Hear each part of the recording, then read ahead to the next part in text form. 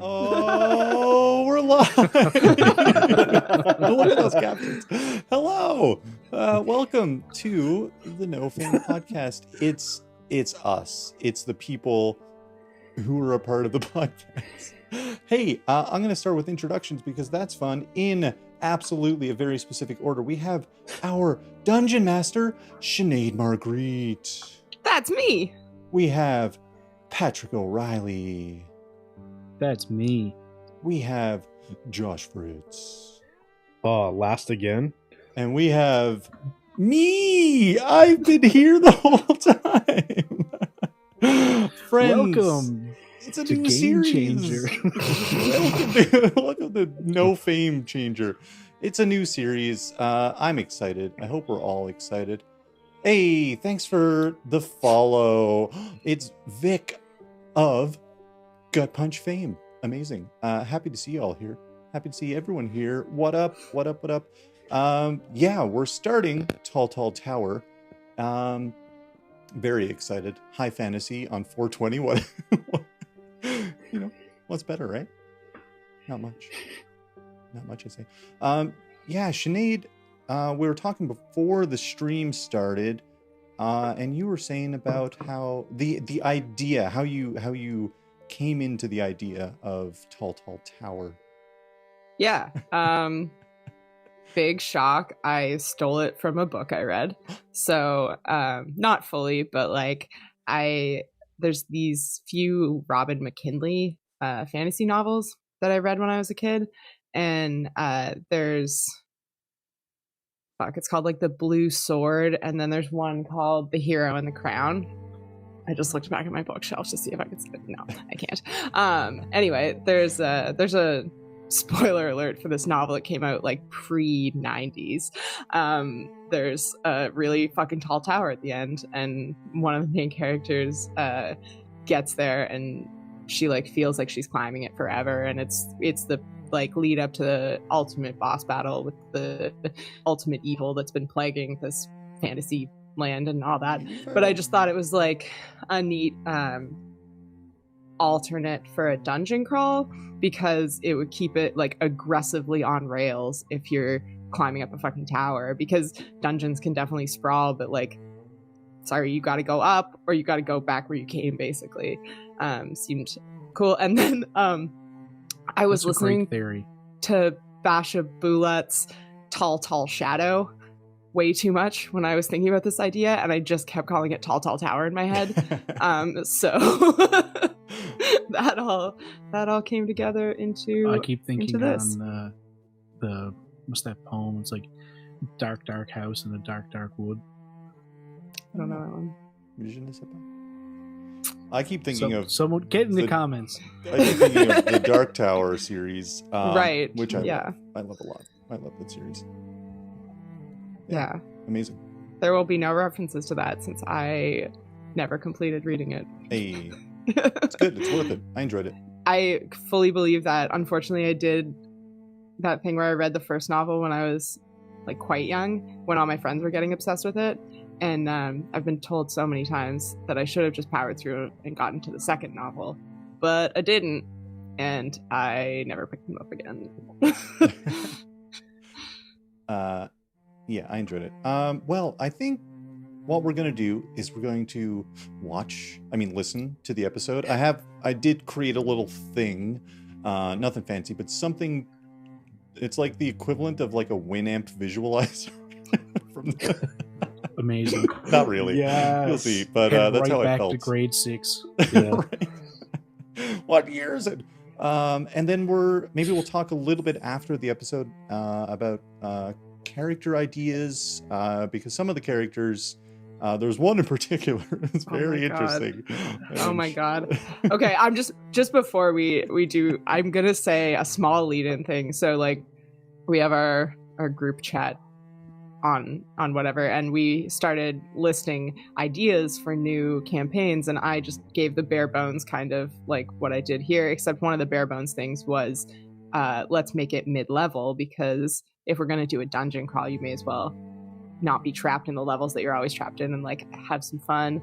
And the fucking characters that came back, I was like shitting myself laughing once I got the characters and was able to be like, okay, how am I going to make this adventure like for the adventurers that have presented themselves? And I'm so excited for everyone to meet all your characters. I'm so fucking excited. Yes. Fucking evil. Spoiler alert. Well, friends, I think I'm going to ensure that I don't mess this up like Suede Runner, where I click a button and the button doesn't work. I think it's time we all get into episode 1 of Tall Tower. Welcome to the No Fame Podcast.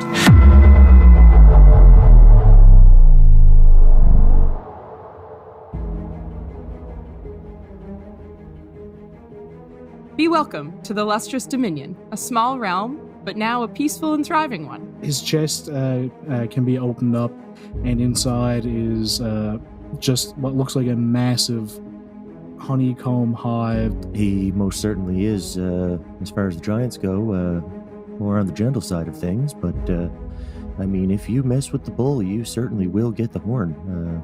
Lux bolts upright, like, oh, why does it always hurt so much when he does that? He kind of like looks at all this paperwork and then turns around and leaves. Why is no one fucking cleaned up anything? Everything's a fucking mess. Please. The throne room?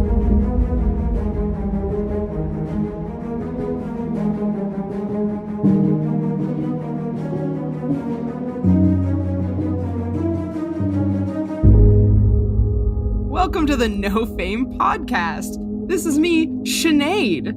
I'm here with all my lovely friends in no particular order. We have Justin Crane. Hello, that's me. We have Matt Higdon. I'm Matt Higdon. We have Patrick Full of Bees. Bzzz, that's me, bees. This is how I normally speak.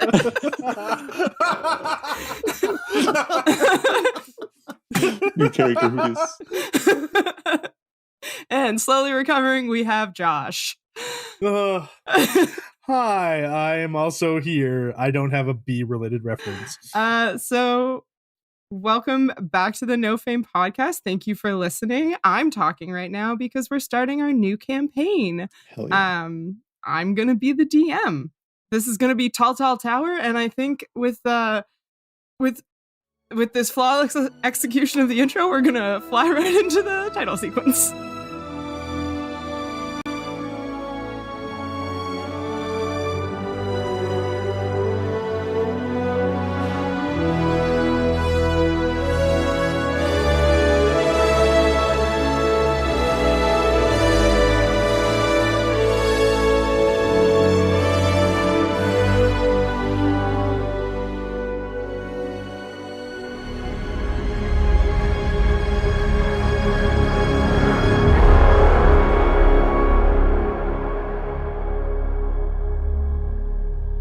Welcome to Tall Tower.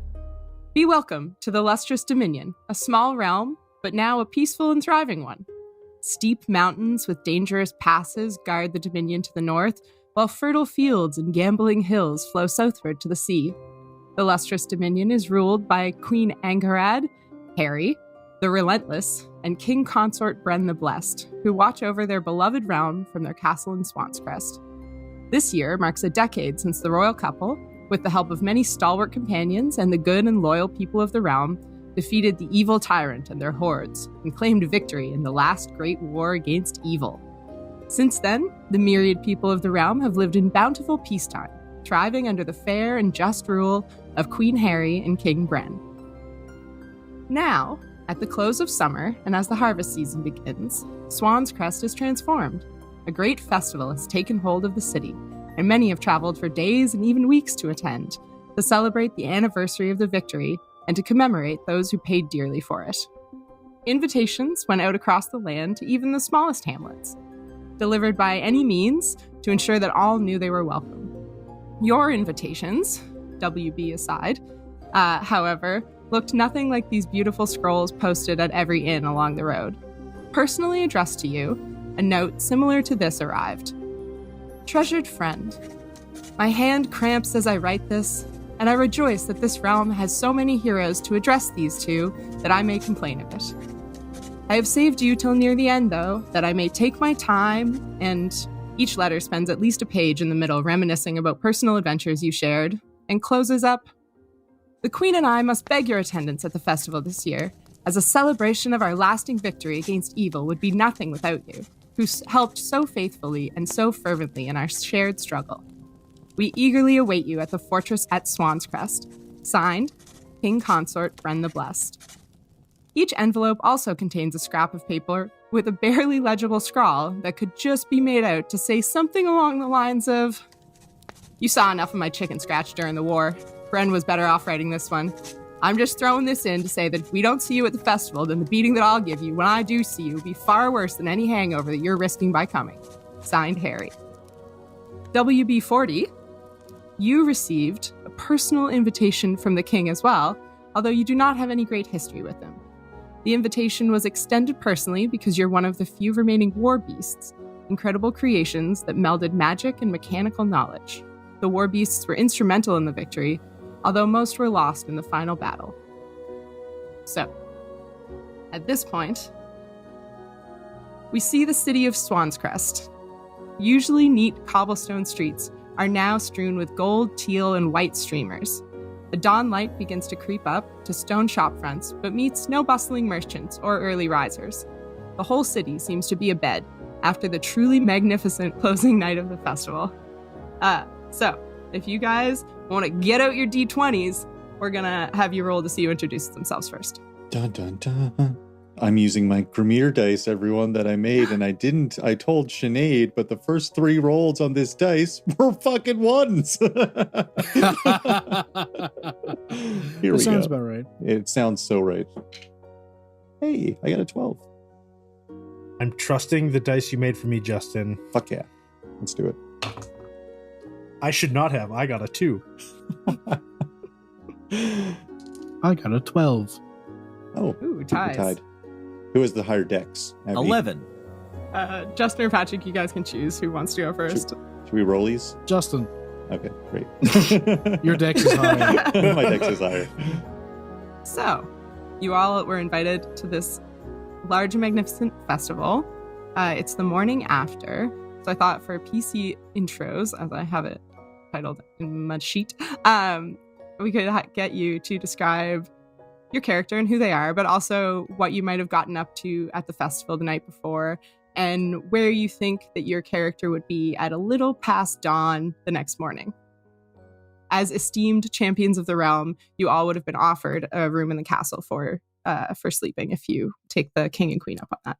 Hell yeah. I think my character would have been at the castle anyway. Probably just in his standard room that he has, near the barracks, I would assume.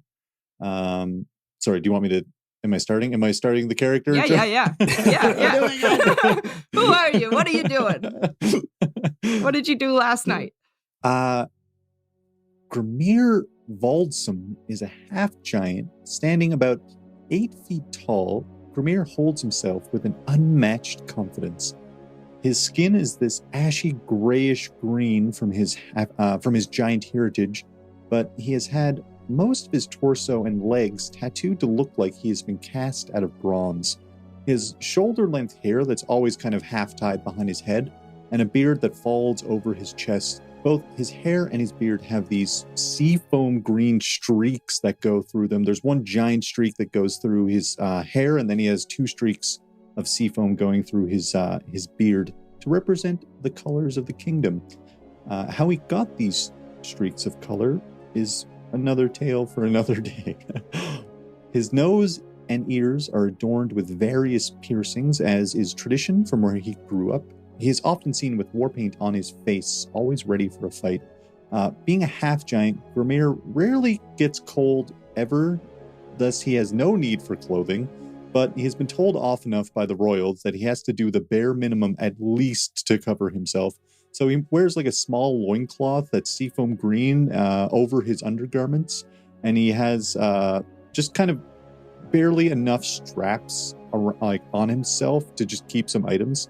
Other than that, He wears a small seafoam green half cape on his back, and his shield arm is fully decked out in plate mail, which is the most covered part of his entire body, honestly. Grimmier is never seen without his buckler shield with its iconic curved face and his runic short sword, which has served him through more battles than he can count. Aside from that, Grimmier carries like a crossbow from, when he can't get up close and personal, and he has a large tome and a small scroll case attached on his lower back or onto his belt, just below his crossbow. Grimmier, the previous night during the festival, Grimmier doesn't drink, or at least he doesn't partake in getting absolutely trashed with the rest of the city. Instead, he feels like it's his sworn duty to patrol the streets. He might have taken part in some of the festivities the day before during the big festival. I think he probably would have done like the fun stuff, like pie eating contest and stuff like that. But during the night, he probably was patrolling the streets and making sure that no one was getting mugged or getting too out of hand, and kind of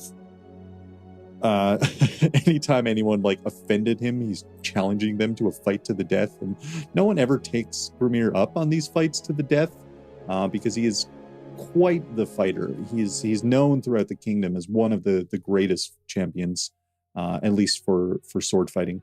But in the morning, he gets up early and he goes to his he's got this like tiny office that he barely fits in, being a half giant, and he kind of like looks at all this paperwork and then turns around and leaves the office and is like kind of just wandering around the barracks area of the kingdom. I would imagine is kind of where he finds himself pre-dawn.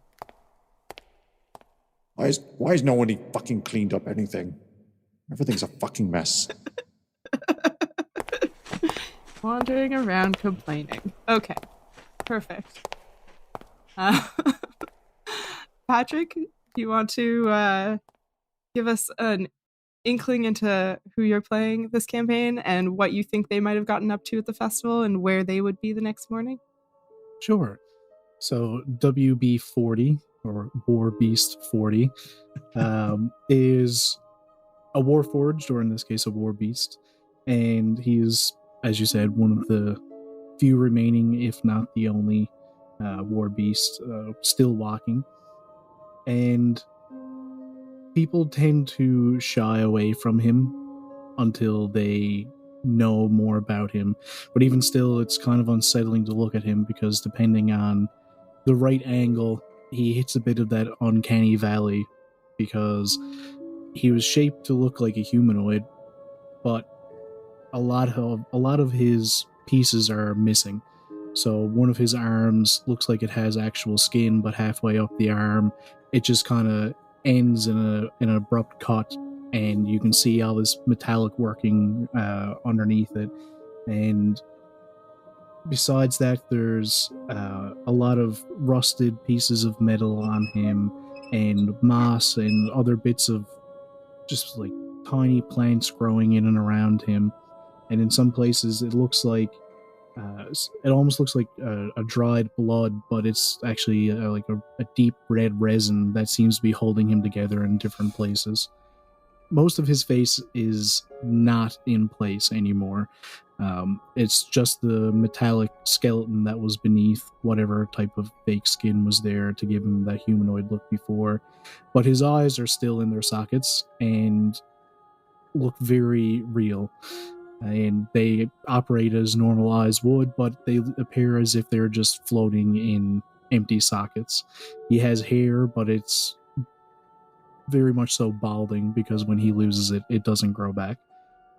He's dressed in mostly rags, more so covering himself just to help ease himself into society than anything else, because he genuinely doesn't need to be wearing the clothes at all. He has one boot, the other foot, just the metal foot, is just wrapped in leather, and he does his best to cobble himself a bit of clothing to fit into society as best as he can. Besides that, he is accompanied by the ever-present sound of bees, because WB-40 is full of bees. His chest can be opened up, and inside is just what looks like a massive honeycomb hive, and all kinds of bees can be seen walking around inside of it. And if you were to closely inspect it, you would see there's many, many different kinds of bees, but usually this is covered up, and you can just see the odd bee flying around, going back and forth to him, and other than the sound of them, they're not generally letting themselves known. At the festival, he would probably have a small little stall set up and be selling mead, because the bees inside of him are ever producing honey, and they don't mind sharing their wealth with WB-40 as he provides them a home. And he doesn't have much else to do with the honey than to turn it into mead. And although WB-40 doesn't need to eat, he does like to try and provide for his bees as best he can, and for that he needs money for society. So he turns it into mead and sells it. And he's pretty well known for it. The mead is very good, and he often has different kinds of meads made from different honeys that most people would never be able to find. And in the morning after the festival, he's likely somewhere around the castle in a courtyard, just sitting in whatever gardens they might have, and sitting entirely still, and the bees are just swarming around him, and he's just silent, watching them and listening, just meditating in place. Lovely. Okay. Higdon?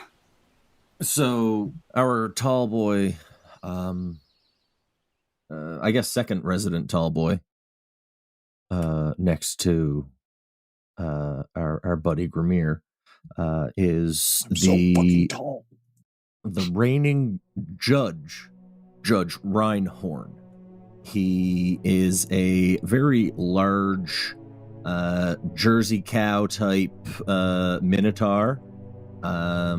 His presence and his physical demeanor are very much Ferdinand the Bull meets like Uncle Phil, but there's just a nice little sprinkling of just Frank Bob Ross in there. So during the festival, you're going to see our good boy Judge Reinhorn just kicking it back wherever his friend Bren the Blessed is, just keeping an eye on him, making sure everything is making sure those scales are tipping as even as they possibly can. If somebody happens to walk by a tavern and doesn't go in for a drink, Judge is not going to stand by and let that drink go undrunk, so he'll probably have one or two extras just to keep the scales the way that they should be. He most certainly is, as far as the giants go, more on the gentle side of things, but I mean, if you mess with the bull, you certainly will get the horn. Judge walks around in full plate at all times, covered by a lovely black, gold, and that aquamarine color striped through it. Very proud of it. He loves his good friend, Bren the Blessed. He was the only one who ever was successfully able to navigate his family's labyrinth, which toppled many a gladiator, but fortunately Bren just walked on through there. So ever since then, Judge has just kind of felt beholden to Bren and his cause. So you know what, we're just here for the ride. Everybody buckle up. Seatbelts haven't been invented, canon. Judge has them for his back when people need to ride. It's for safety first. Yep. Okay. Last but certainly not least, Josh. All right. So, Lux Darkzephyr, because, gotta have a sweet last name, is a human. Typically wears a bright white coat lined with he likes to say teal, but it's probably a sea foam just to match the colors of the kingdom. Trim all the way around. It does have a high black collar that obscures his nose and mouth. You see that he's got shaggy, long, sun-bleached blonde hair with deep tan skin, typically seen in sailors or people that are outside all the time. On his belt, he does carry a couple of daggers as well as 2 what look like broken hilts for swords. They're just kind of strapped there. And yeah, he, in case he gets into a scrap where he needs a long distance weapon, he does carry a longbow across his back because he fancies himself, elf-like, even though he's clearly a human. What have you been doing? So during the night of the festival, the party, he would have been out challenging people to drinking games, especially Queen Harry. He's pretty sure he could beat her in a shot for shot, but when that doesn't work out, he demands a rematch of beer pong. While also using his innate abilities to cheat at games to make it look like he's better at throwing things than he is, while trying to hit on any of the women that are walking by. He absolutely would have taken up the opportunity to sleep in the castle because he is not going to make the trek back down to the wharf to get on his ship, the Obsidian Breeze. Keep an eye out for all of the sailors that would be underneath him because he's the captain. Just making sure that they're having a good time until he gets too drunk to see and probably challenges Judge Reinhorn to a fight at some point. Grimmier's always around. Why would you fucking try to fight the judge? Oh, I'm more than happy to entertain that, but most assuredly you would win. Don't listen to him. Yeah. He just wants you to fight him. Oh, mate, yeah. Judge is certainly a pacifist. I will let you know. We could put up some bets. We could make some money off this, guys. I think that's illegal. He's the judge. Let me just check check my makes book. That decision. Let me just check my book. Yep, it's legal. Perfect. I'm truly up to fucking here. I've been walking around all fucking night, and you two are starting to fight in the street. Mate, you just gotta calm down and enjoy yourself a little bit. No one's fighting here, friend. Yeah. Sounds like you're the only one that's getting your panties in a twist there, bruv. Do we need to go get ourselves another drink there, friend? Oh, yeah. I think Grandma there needs a drink too. I see you up to evil. Evil? That'll be it.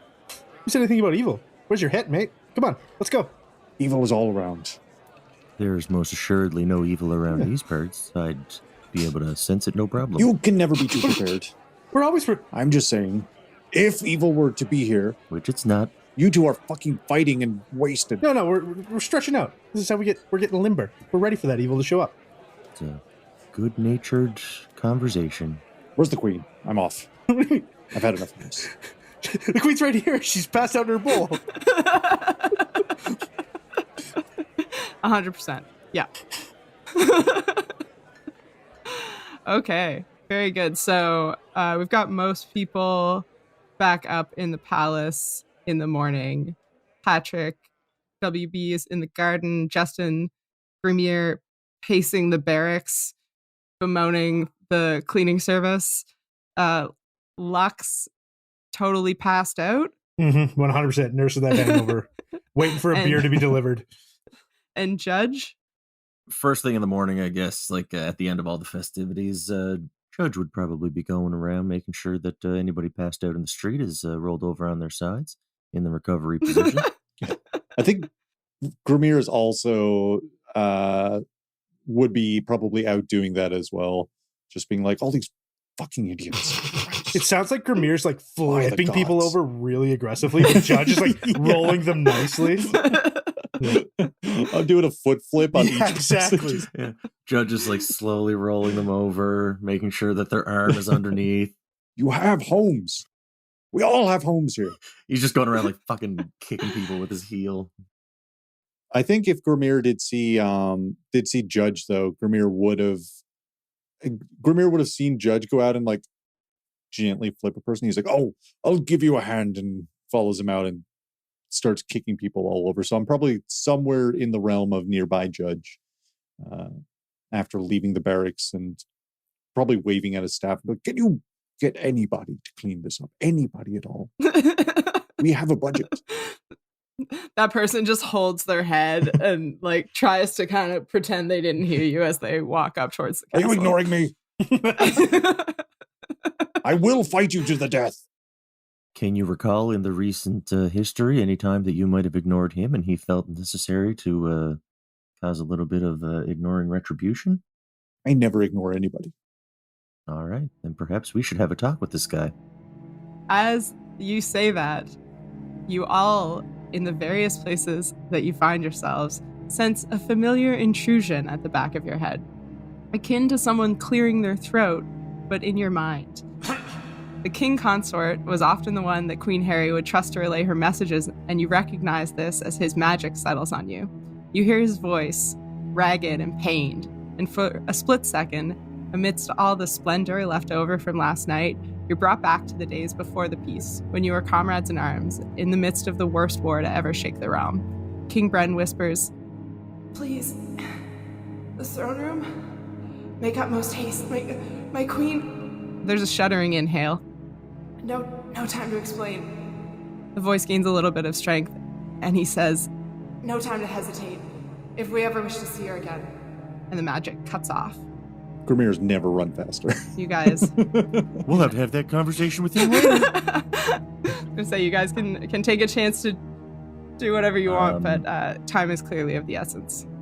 WB calmly stands up and makes his way to the throne room, did you say? Yeah. Yes. Yeah. the throne. Full speed ahead. Lux bolts upright. Like, oh, why does it always hurt so much when he does that? Oi, mate, no more magic, would you? Come on. And then he gets out of bed.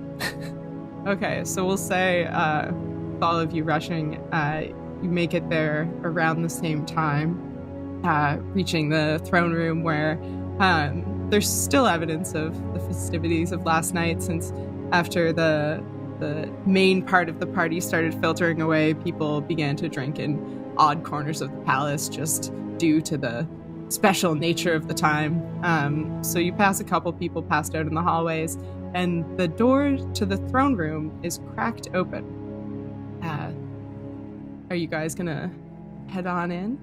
I would imagine Judge is going to use Goring Rush and hammer in through the fucking door.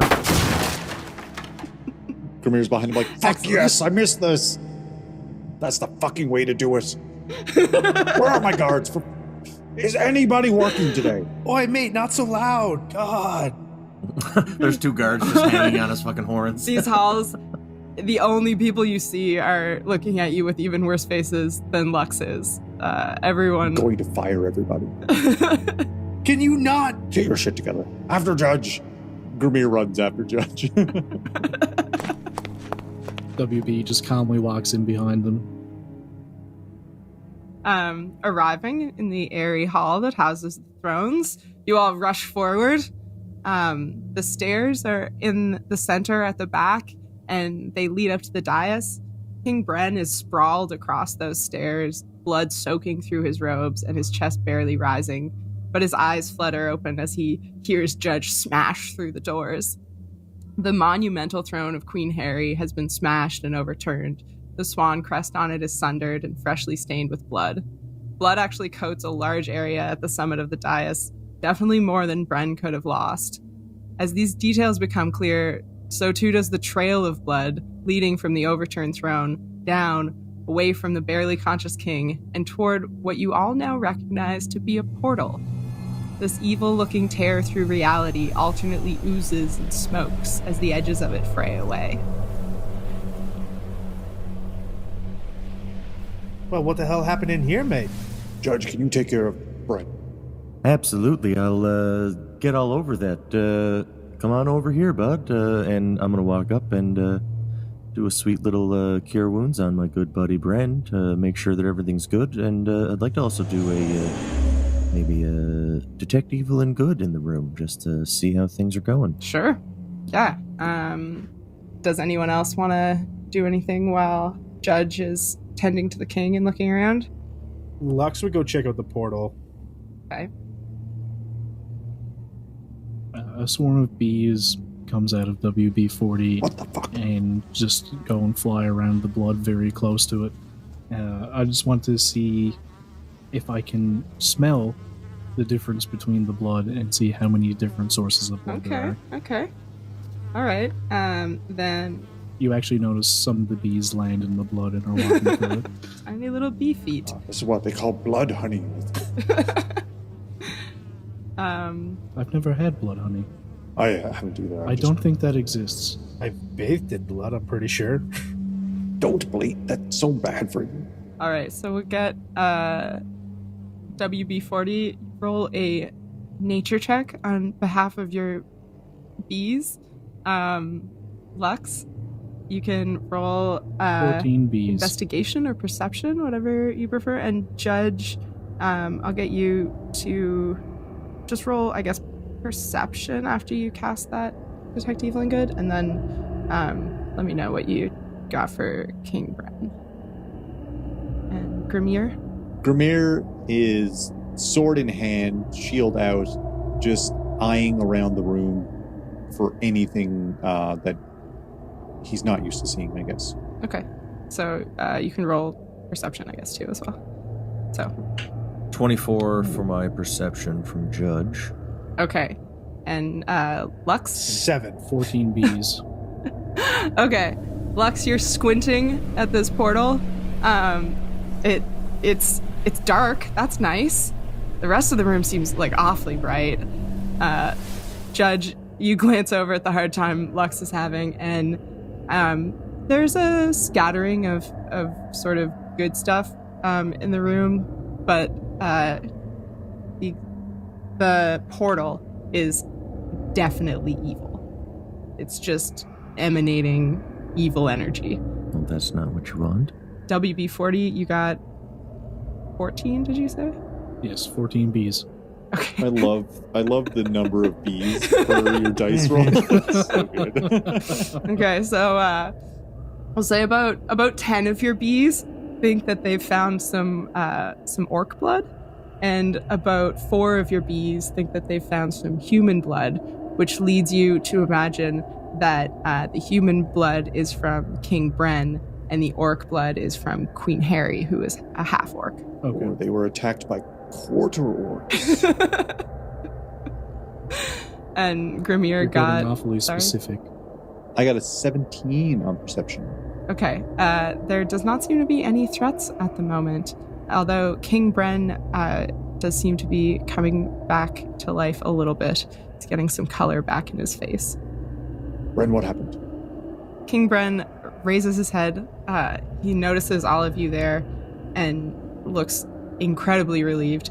Thank you so much for coming. He shakes as he pats his robes, and he stares at the rip that the blood trail leads to as he frantically starts searching through his robe.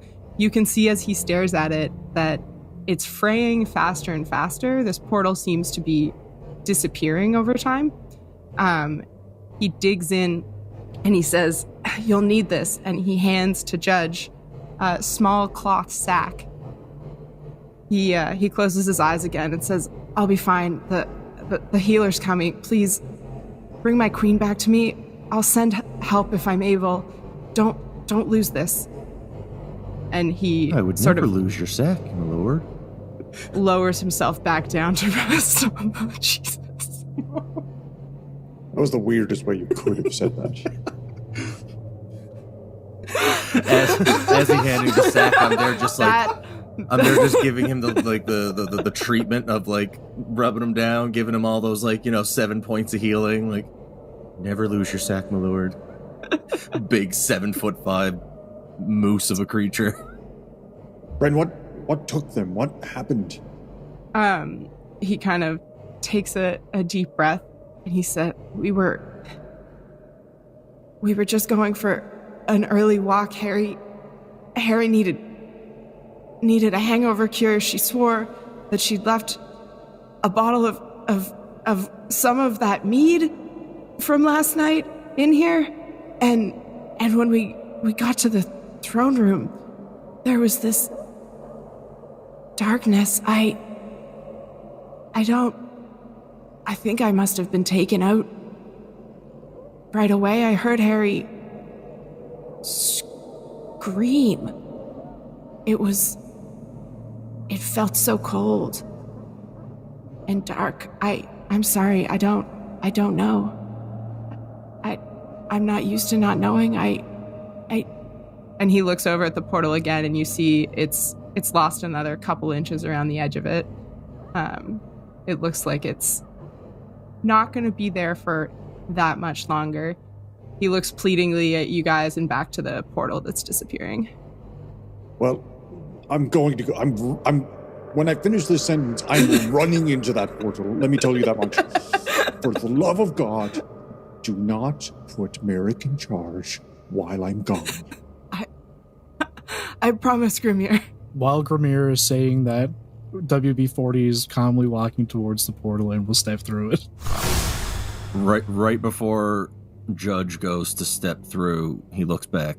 Now, before I go, can you think of any reason why this might be happening? In that, did you do something to deserve this?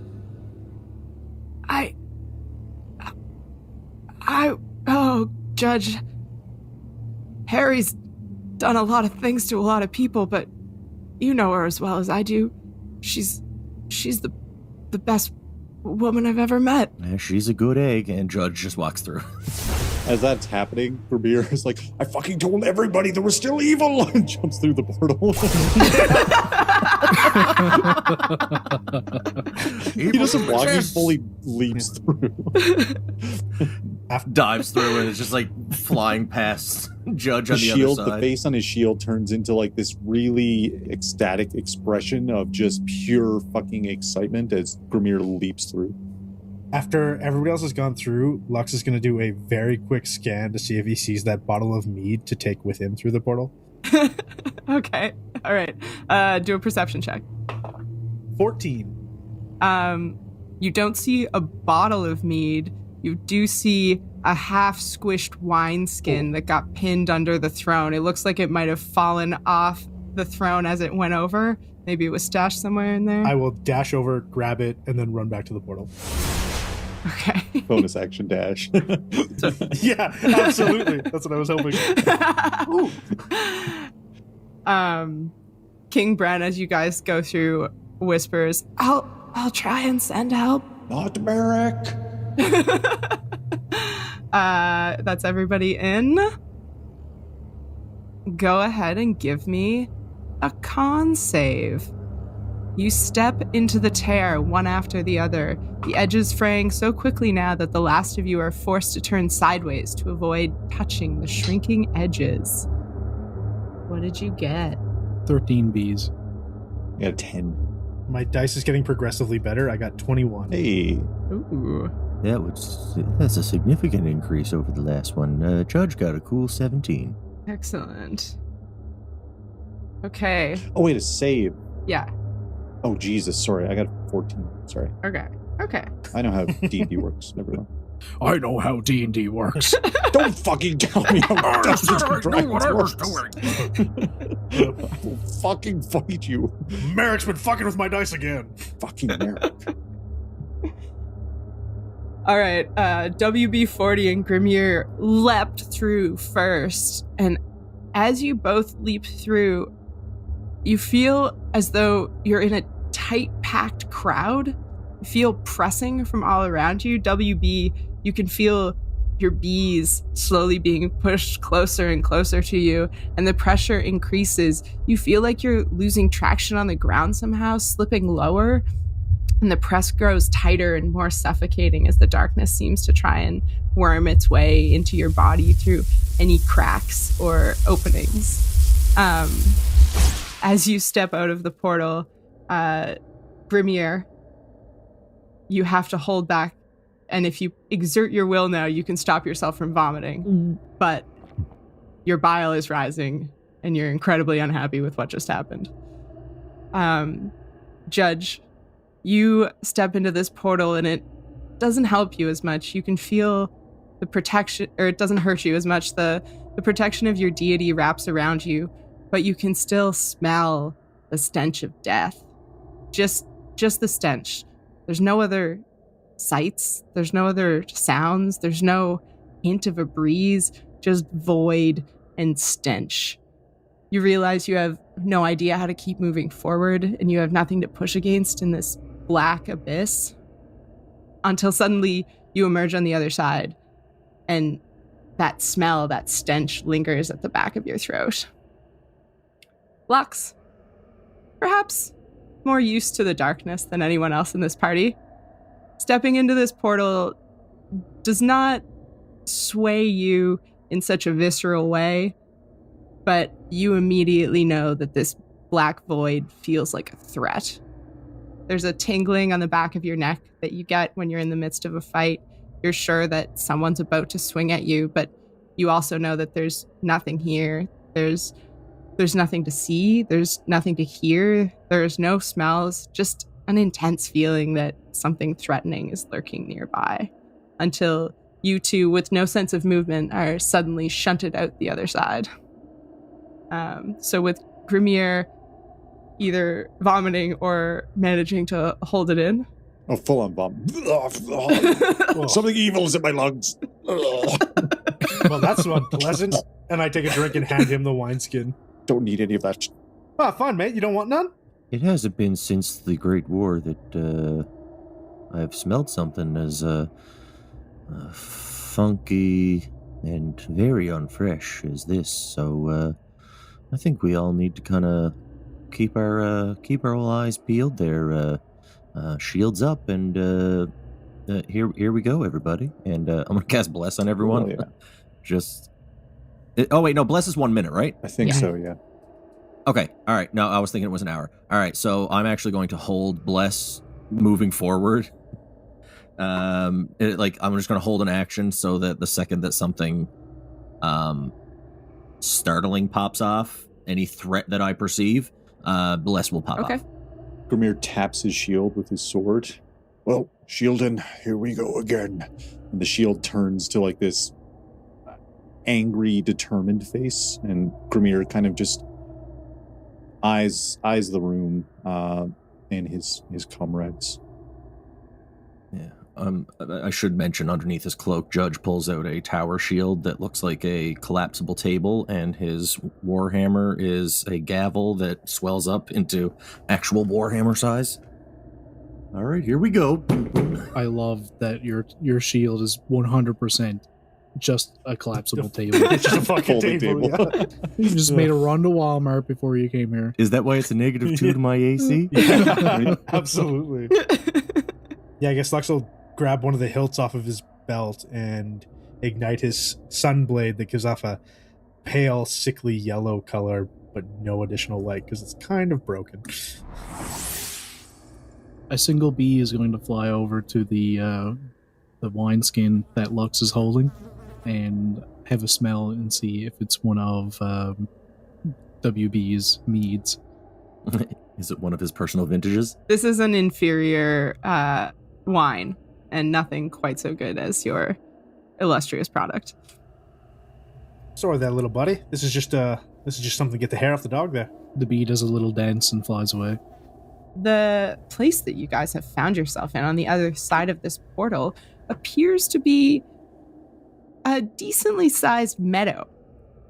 At first you didn't realize that you were outside because the sky is incredibly overcast and the dim light could almost be a dimly lit interior.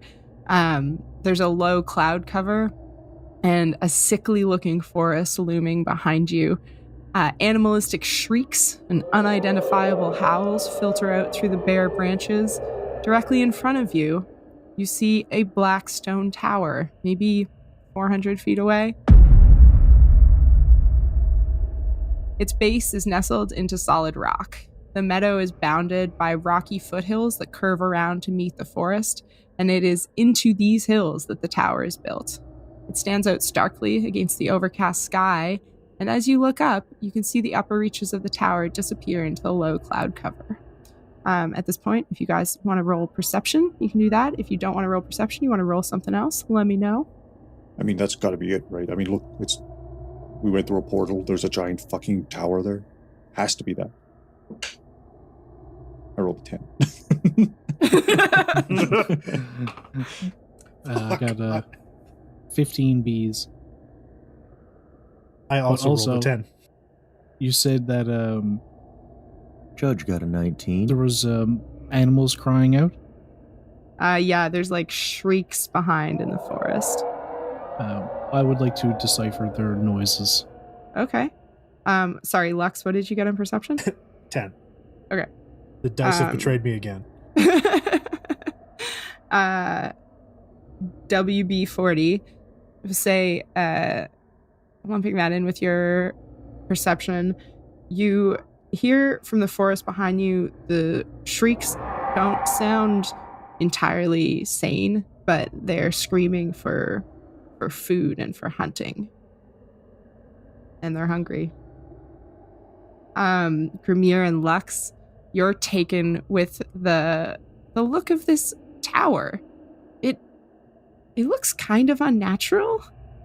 You can't tell exactly what it is. Maybe it's how black it is against the rock and the sky. Or maybe, should it really be able to get up to the clouds like that? What would you call that, Lux? Like a really big tower? Like a big fucking tower there. a rather large tower. Let's go with a big fucking tower, man. Big fucking... And it's weird. Yeah. No? No, of course, mate. It shouldn't be that tall, right? It like makes the eye bend. It's kind of Pretty cool. I would call that a BLT, a big long tower. I like BLT. Yeah, big BLT. long tower. Yeah. All right. BLT. WB, as you hear them talking about the tower, you turn your attention from the woods to the tower in front of you, and it does seem too tall. But while you're looking at it, you can see a dark silhouette of something that isn't part of the tower. Against the gray of the sky, maybe a large winged shape? It looks like it might even have a figure clutched in its large claws as it flaps up towards the tower. And Judge, you also see this person. You can see them much more clearly. There's certainly someone being flown up into the cloud cover by the tower, clutched in the claws of some giant winged beast. Is this half orchid looking creature? It looks like it might be. You can see a greenish tint to the skin. You can see long hair flowing. The figure looks limp. There appears to be a flying creature headed towards the tower. It's holding something. By the sack of bran, we gotta go. I'm just gonna heft the sack that he gave me and just. I'm gonna pretend you didn't just say that, mate. I'm also going to pretend that didn't happen. It was the final charge that I got before we stepped through that stinky portal. What's actually in this sick? Can you? Oh, I should look into a sack. Don't All right. say it like that. I guess we'll take a look. I thought it was a strange manner of speaking, but you actually have a sack. No, it's a physical sack. I don't know what everybody's getting all fussied up about. It's they saw him give me a sack. Can I look in the sack? Yeah, you look inside this small cloth bag, and you find a small glass bead. It looks perfectly crystal clear. It's beautiful.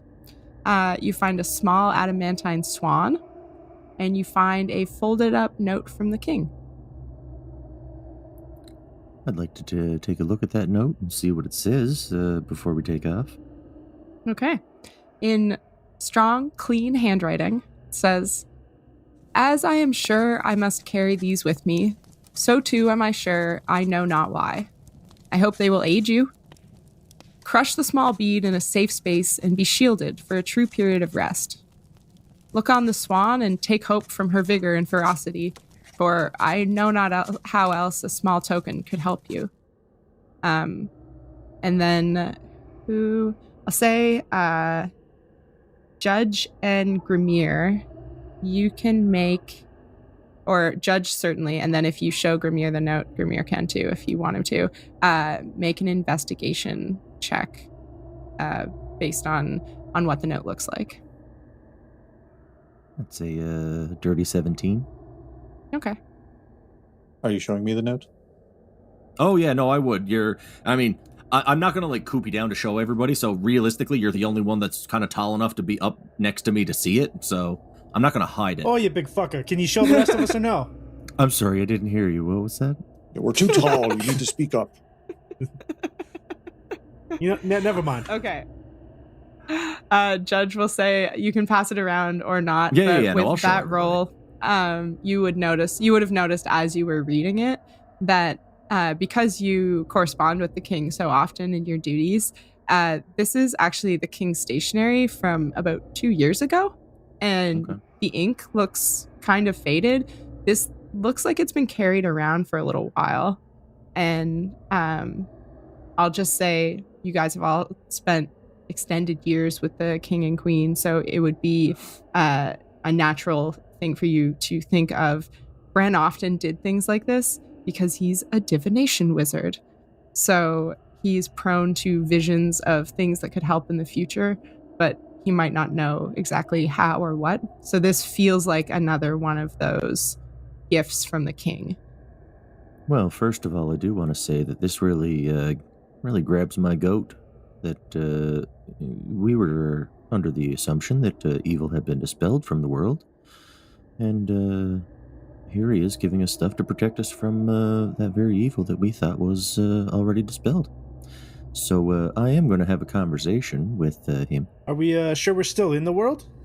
WB40 has limited experience with the Fae and possibly other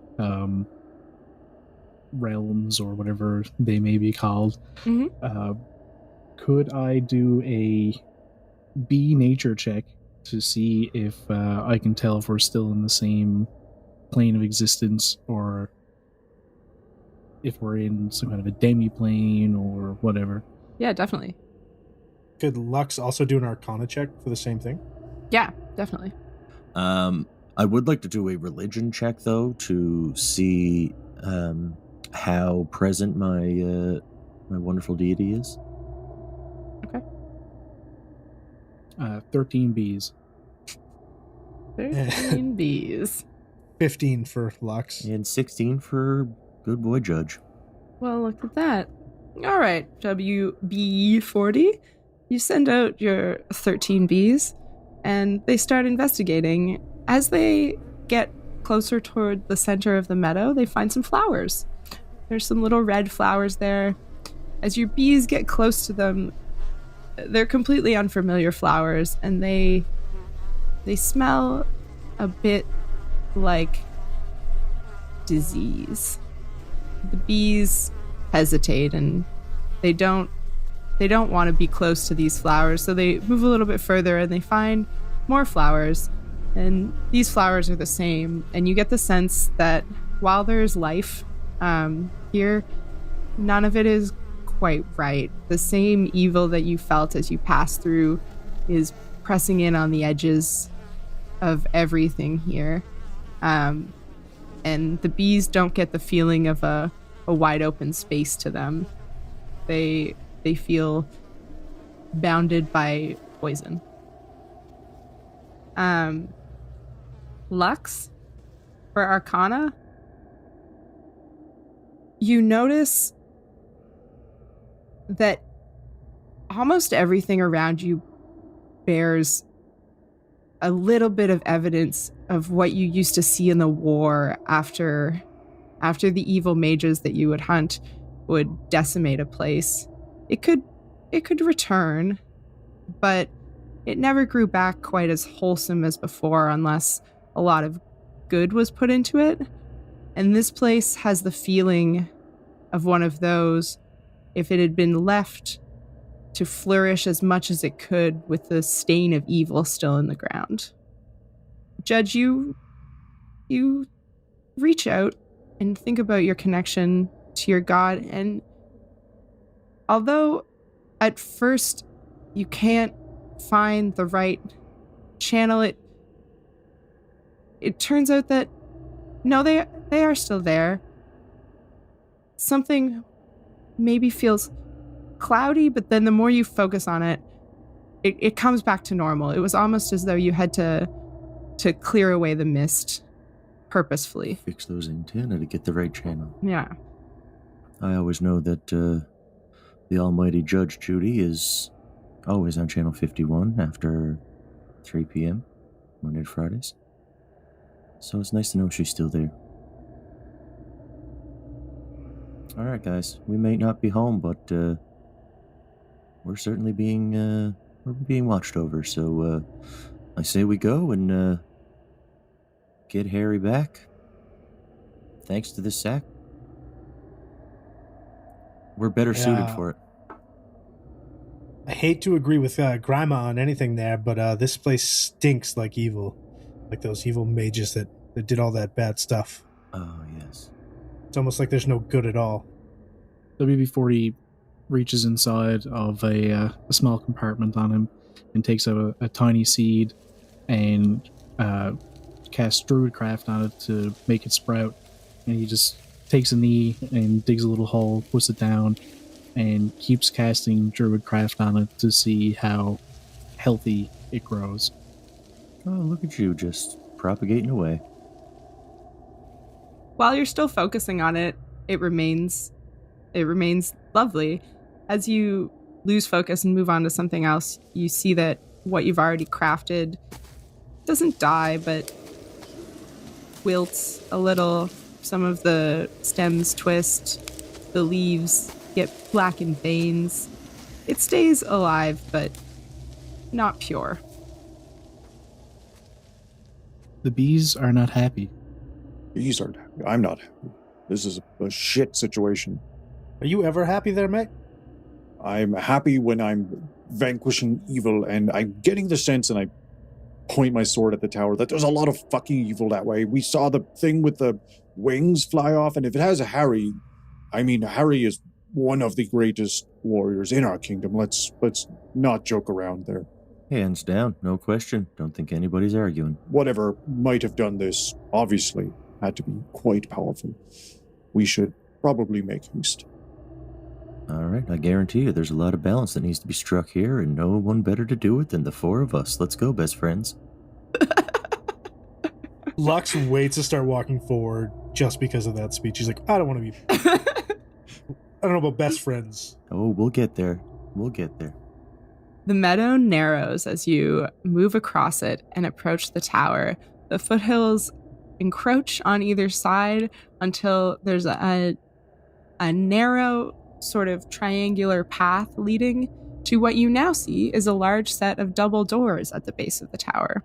They're propped open, and as you move across the meadow, you notice, especially you, WB-40, with your bees on patrol, the farther you move from the sickly forest, the scrubby ground cover changes to a pale and tough grass. It's not especially cold over here, but there is a biting wind that's dipping into the clearing. Your bees notice more of those small red flowers they found earlier, and as you get closer and closer to the tower, there's more life, but it's strange. There's an orange fungus that grows up the rock walls, purple mushrooms that are scattered around, some larger, some smaller. But as you reach maybe like 200, 150 feet from the tower, you notice that there's a clear, trodden path that leads straight to the entrance. Thank you so much for listening to the No Fame podcast.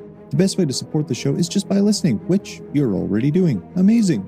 The second best way to support our show is by telling your friends. Hey, why not, right? You can find links to our podcast, YouTube, Discord channel, social media, and so much more at nofame.ca. You can support the show for as little as a toonie at patreon.com/nofamepod or buy us a coffee at ko-fi.com/nofamepod. And finally, we would also like to thank our amazing Patreon supporters, Matt and Jackie, along with everyone else who supports our show across different platforms. Thanks again for listening, and we will catch you later on.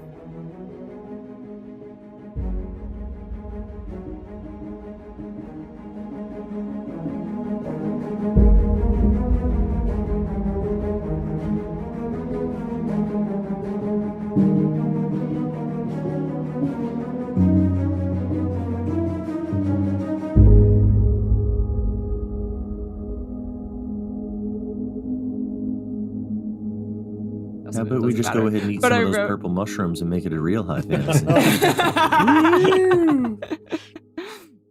I wrote, it's not especially cold, but a biting wind dips into the clearing and brings a faint, dank scent. Where's a dank scent I smell? I'm sorry, Justin. I realized you were tossing me a roll credits moment where, what do you think that tower looks like? Oh, it's a tall, tall tower. No. That went exactly how I wanted it to go. Oh yeah, the whole time I was like, we are never going to actually say tall tower in this. I didn't plan on it, but like as soon as we started like the big long towers, like I was like, oh, that would have been my moment. No, never mind. It's okay. Big long towers are way better. Your moment was seized very appropriately. Yeah. No, that was the perfect. BLT. Yeah.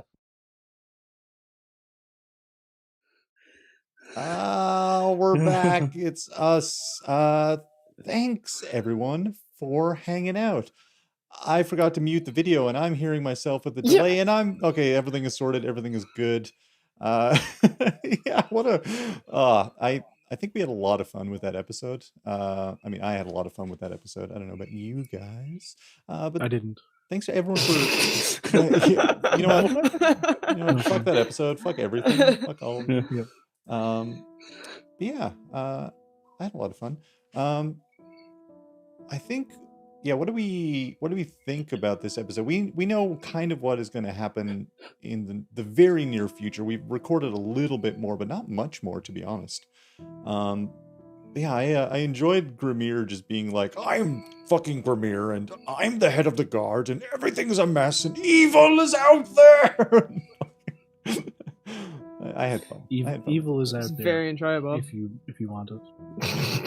If you look for it, if you hold it in, no, don't hold evil in your heart. Hold evil, don't hold evil in your hand, you fucks. Don't do it. What about How about I hold bees in my heart instead? a lot of bees? Yeah. So we said that we shouldn't talk about character creation until after people had actually met the characters. But like, where the fuck did you guys come up with these ones then? Should we start with Patrick and the bees? Yeah, I feel as if that's the Damn, son, where'd you find these bees? Bees, evil. I always wanted to play a Warforged that was a druid, and I like bees. And- I mean, Story that's over. honestly, that's literally the story. Bees are fucking cool. I love bees. I have a lot of useless information about bees that I now get to share, and I also have learned a lot more about bees, which is information I'll only ever get to share through this podcast. I love it so much. Everyone loves bees. It's hard not to love bees. I'm happy everyone loves the A lot of bees. bee love in chat right now. Our group chat has been flooded with bee references too. Man, just like, yeah. So many. And like I read a fucking research paper about bees because of something Josh sent in our, in our chat group. Like, actually sat down and read like an actual research paper, and I was, fuck am I doing this? I have to work in 2 hours. What the fuck? I'm at work. I was just like, no, I gotta shut this down before Sinead's like, no, your bees can't fly in the dark. Like, fucking yes, they can. It's only if it's a sudden storm. all bees have dark vision. Canon. D&B. D&B. D&B, right? Josh, what about Lux? Deluxe. Deluxe. I kind of like Deluxe. No, I'm gonna say it. I love rogues. They're my favorite class, but they are. I've never actually played like a full magic user before, and so I was like, well, how do I make some character conflict? And I was like, sweet, I'm gonna be a in the closet sorcerer who wants to be a rogue because I love all things gothy. And that's where he came from. I dig that though. I love it so much. Yeah. I love the name so much and the ship. Like, it's so good. Just so over the top. Like, I was just like, how do I make this sound so obnoxious, but like can just lean into it? He's just 100% one of those goth kids from South Park. Oh, absolutely. I'm It's the one honestly, the whole time. yeah. I'm honestly waiting for like the moment where it's like, okay, we need somebody to sneak forward, and you'd be like, oh, fine. And you like take off the bright white jacket and flip it inside out because it's black on the inside. Like, So extra. I guess I'll go do it. Lux will tell us when he's a sorcerer, when he's good and ready, Yeah. when he's comfortable.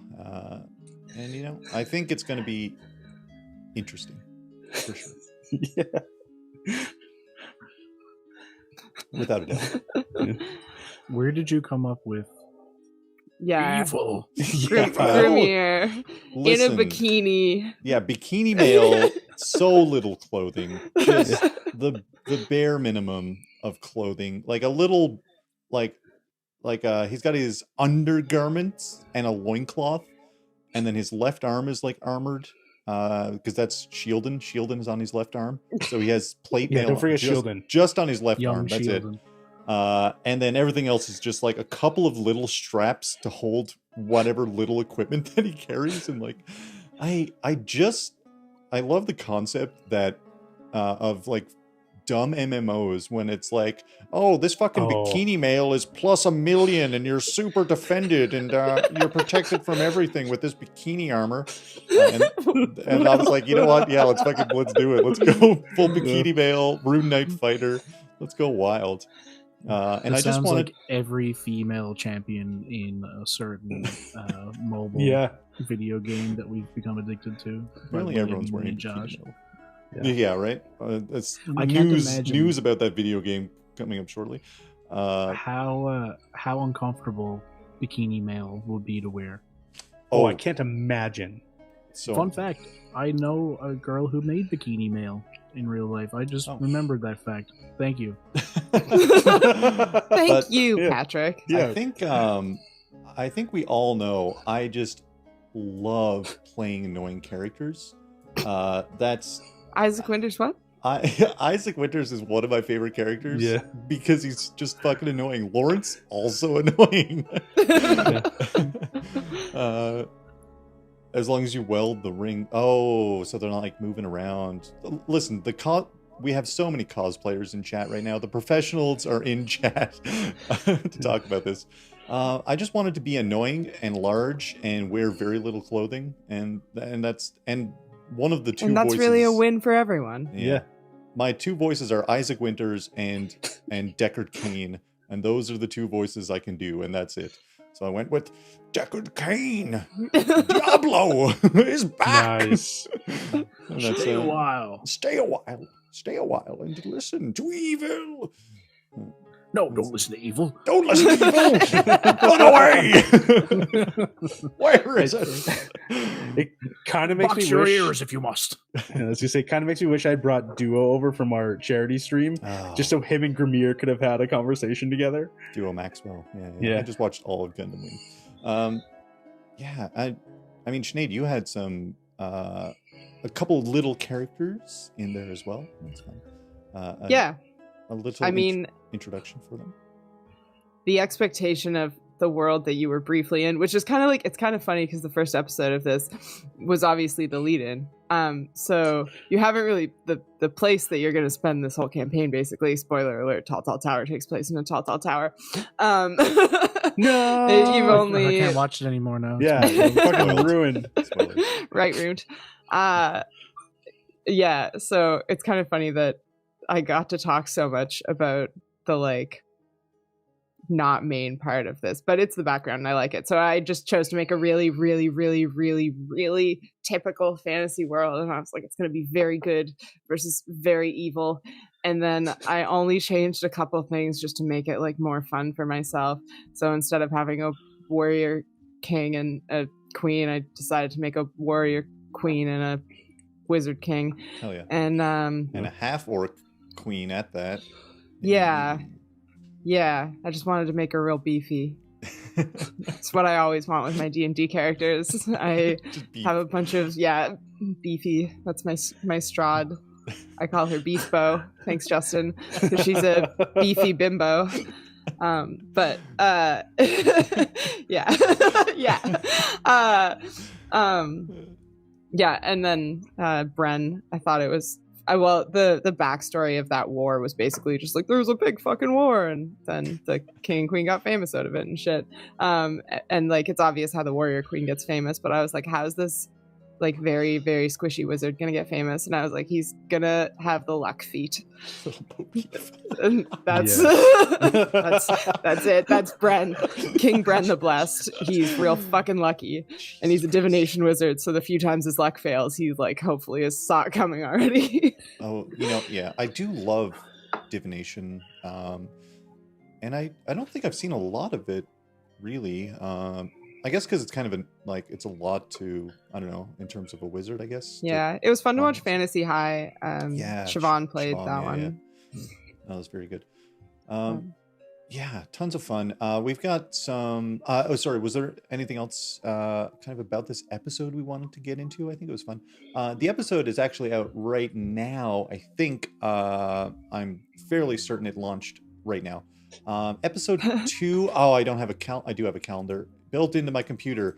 Episode 2 is the future is now. May 1st, I think. No, May 1st. How many days are in this month? 31. May 1st is whatever Monday is near the 1st of May. May 2nd. I have a level 17 divination wizard in rotation right now, and they are spicy. Ooh, so spicy. Hell yeah. Yeah, the episode episode 2 won't be out in a couple of days. We're gonna wait until we can get into a regular rotation, so it will be out shortly. Episode 2 and 3 and so on and so forth. Next campaign, all part artificers. Sorry. Yeah, just all artificers. I love an artificer. I think I said this on stream before, but I played an artificer once in a campaign I wasn't too fond of, but it was fun playing an artificer. I wanted to make a brawler wizard so divination would help. Whoa, had a chance to winning. That's really clever. That's very clever. Sorcerer things that are run over here. So Artificer. good time, yeah. Artificers. WB40 has a few levels in Artificer. Yeah. I forgot. Artificer, Druid, Warforged. Yeah. Classic. Yeah, Classic combo. But, Yeah. I mean, Standard. who Right up there hasn't? with the witch riding a bicycle. Page 1 of the player's guide, I think. Yeah. Once you build your Warforged Druid Artificer, You drew then it out. Then you can start playing the game. Yeah, friends. What's tomorrow? Thursday, part 2 of session 5 of. Oh, my thing is not set up. Blade Runner Is tomorrow, featuring in chat our good friend Captain Grayson is guest starring, and we're back live this Sunday at 2:30 Eastern for more Blade Runner. which also still featuring our good friend Captain Grayson in chat. We're very excited for Suede Runner, but we're also so stoked about Tall Tower. You can check it all out on your favorite podcast app, whatever one you use. Just go take a gander with my parents. Friends, thank you all for hanging out with us in chat. What a delightful time. So we were laughing the whole fucking time. Like, we were still on our call, and it got confusing because we were listening to ourselves and listening to the us in the call, but it was a good laugh. Thank you all. Will, you weren't supposed to listen to this in the gym. Or you will. Thank you. Thank you, guys. Honestly, we appreciate it so much. Yeah, we'll be back tomorrow again. Live Suede Runner Sunday, and we'll be back next week with some more stuff. Until then, we will catch you all later on. Goodbye. Thanks for coming. I forgot to raid. No, who's streaming? I almost went. We're gonna listen. Our good friend Zero Doxy is doing some spooky knitting. We're gonna raid Zero Doxy. They're great. They're doing they're doing knitting and listening to spooky paranormal stuff.